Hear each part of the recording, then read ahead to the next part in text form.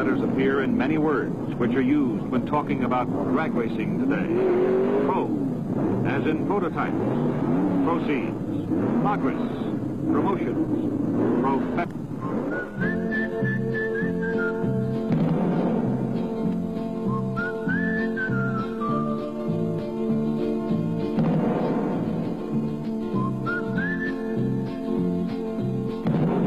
Having a schedule which boasts of nearly 20 national events, drag racing is now being referred to as the sport of the 70s. And one of the prime movers in the evolution of drag racing has been the Plymouth Rapid Transit System.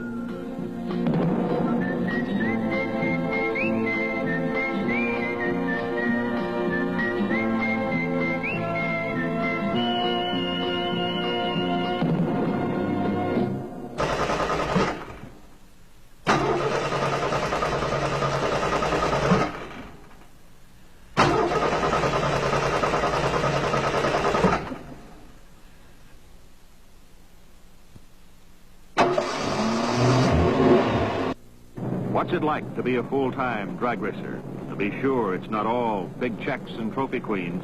There's a lot of hard work and heartbreaks in between. Let's hear the story from some of Plymouth's pros. You get up at 6 o'clock in the morning, you go out to the track tomorrow, and you run all day, and then you come back tomorrow afternoon, and you work, till late tomorrow night, or maybe all night, making sure that everything's ready to go back again Saturday. And it's not just a 9-to-5 job, that's for sure. But we enjoy it, right? That's right. I think it was 2 years ago that I decided I was either going to do better or quit. Because the hours I put in, if I would pick another profession, I would have to make as much money, maybe more, for less hours.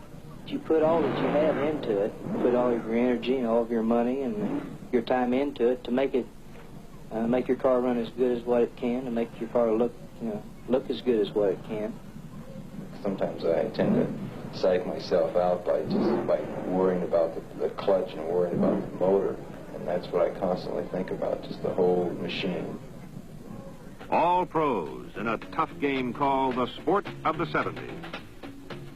A sport which traces its origin to the wastelands of Southern California. There it was nurtured carefully by tough sportsmen. This is where drag racing came from. In the 30s and into the 40s, cars raced against the clock in straightaway time trials on the dusty, windswept dry lakes and salt flats, baked by an unmerciful sun. That's where the drag action was. By 1946, Southern California Timing Association had some 25 clubs, and a major meet would draw 200 or more cars. The cars ran the gamut of creativity, with speed the sole objective. In the middle 40s, this was the look. Flatheads, four-bangers, running with V8s and even V12s on inactive military strips. A lot of $300 mustering out checks put the hot rodders back on wheels.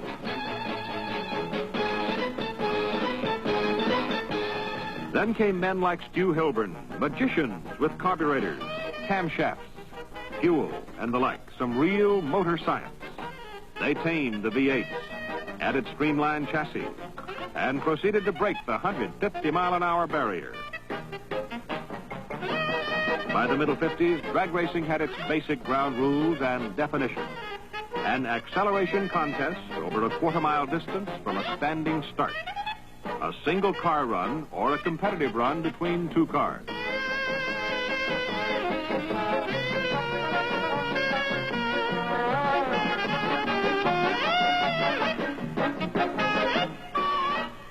The rear-engine dragster, oh, little did they realize then what they had.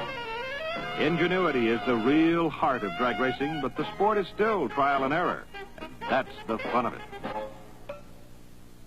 In 1951, the first Chrysler Hemi engine came on the scene. It took a couple of years to harness the power of this giant of an engine, but most of the pros realized then it could be the foundation power plant for years to come. As more horsepower became available, the drag tire got more attention. By 1959, Jack Chrisman really going after the speed records. 181 miles an hour. The stock cars were given their own class. Drag racing had moved to a new era. By 1963, the stock car had its place. The grandstand's a population explosion. And in the NHRA Nationals, it's a pair of super stock wedges for the championship.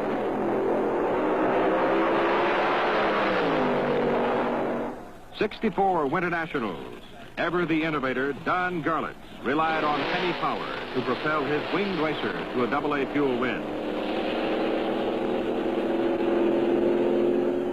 1966, again Pomona. A tough team comes in from North Carolina. Ronnie Sox driver, Buddy Martin team manager, Jake King master engine builder. This the meet in which Shirley Shahan becomes the first woman ever to win a major drag racing championship as she defeats Joe Smith in another Henny Plymouth and takes the super stock title. 1967, Thunder Valley, Bristol, Tennessee. National Hot Rod Association Spring Nationals. Even more professionalism obvious. The best drag equipment ever, like this sleek Plymouth with Ronnie Sox drag. In the other lane, Ron Mancini. Another record crowd to watch.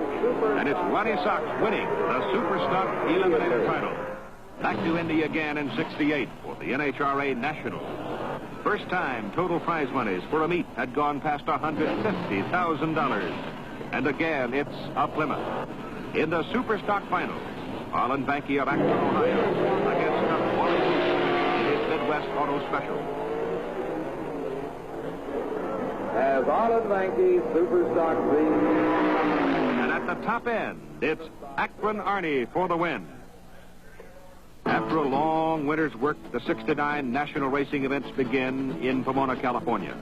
Bigger crowds, bigger prize monies, and the most professional field of drag racers ever assembled. This describes the NHRA Winter Nationals, where longtime regional champion Don Grother burst into national prominence by defeating Jerry Harvey's Cobra Jet Mustang to pick up all the gold, and with it, the Super Stock Eliminator title.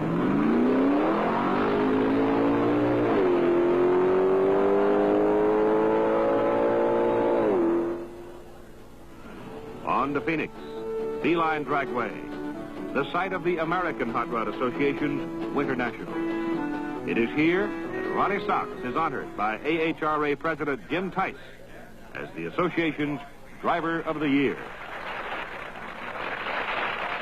As if to prove that this award is in the right hands, Sox proceeds to win Top Stock Eliminator honors and his fleet Hemi Roadrunner, storming by this Mustang with a strong pop-in charge.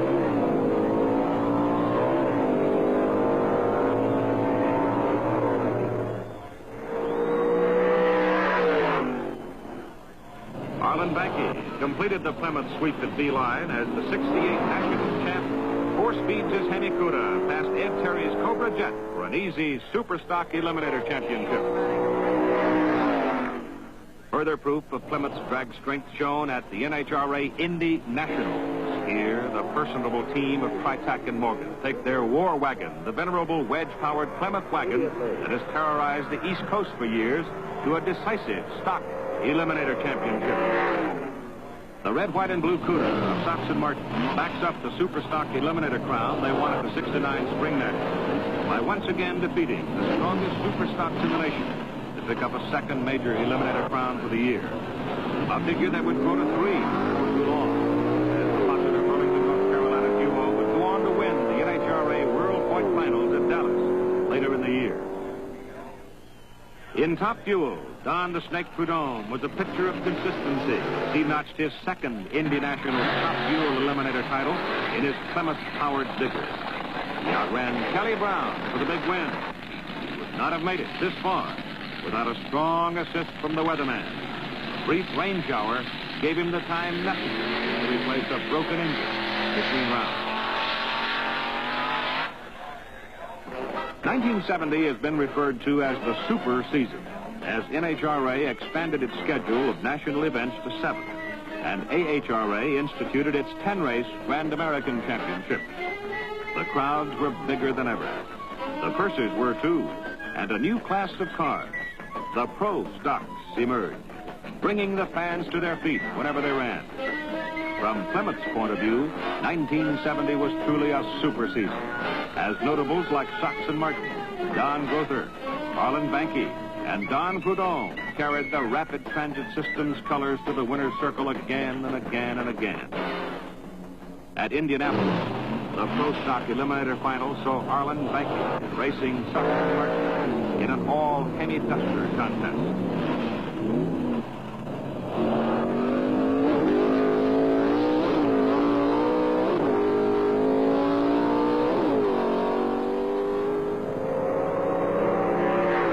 Blue car got there first to claim their second straight Indy National crown and their second straight NHRA Pro Stock Eliminator Championship in NHRA competition for the year.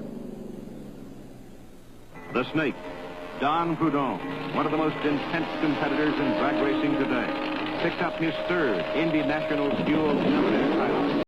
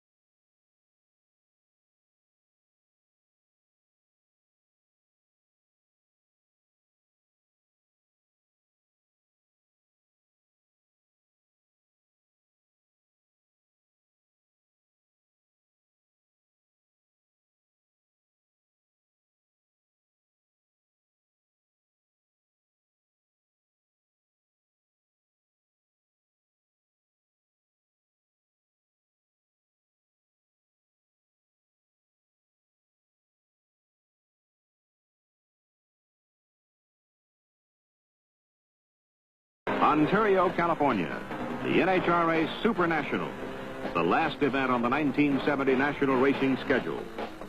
A fitting end to a season that saw Sox and Martin with 4 major NHRA Pro Stock Eliminators, including the NHRA World Championships, and these along with 8 out of 10 AHRA Grand Americans and the AHRA World Championship. Plymouth also won the NHRA Manufacturers Championship. The Rapid Transit System had made its mark. The last race of the Super Nationals marks the close of National Drag Racing's biggest season ever.